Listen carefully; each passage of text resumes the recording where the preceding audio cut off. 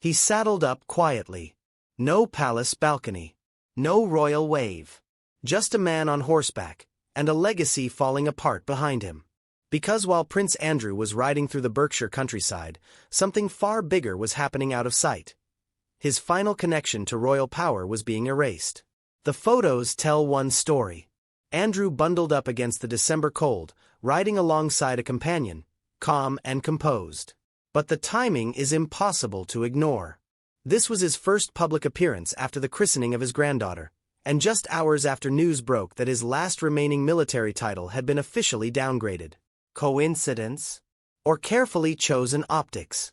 Just one day earlier, inside the Chapel Royal at St. James's Palace, Andrew quietly attended the christening of Athena Mapelli Mazzi. The ceremony was private. No cameras. No public smiles. Princess Beatrice and Eduardo welcomed close family, including Andrew and Sarah Ferguson, yet neither was photographed.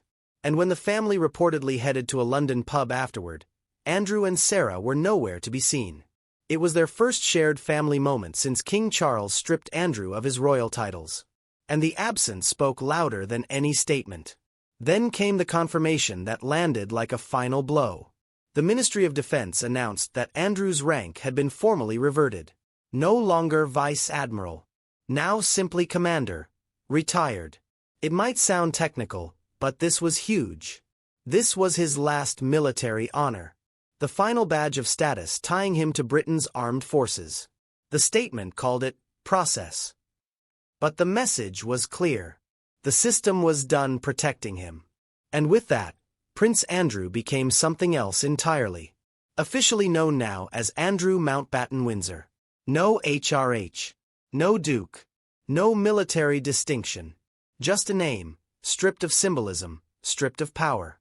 In October, he claimed stepping away from his titles was to avoid distracting from the work of the monarchy. But behind the scenes, this was not a choice. It was a removal. Of course, the shadow that never leaves follows closely behind. The renewed focus on Andrew's past connection to Jeffrey Epstein reopened wounds the royal family has spent years trying to seal. His infamous BBC Newsnight interview still echoes online. Awkward pauses, explanations that convinced almost no one. Andrew has repeatedly denied wrongdoing. But denial didn't stop the fallout. It didn't stop Queen Elizabeth from stripping his military roles in 2022. And it didn't stop a private settlement with Virginia Giuffre from becoming a permanent stain on his public image. Legal closure came.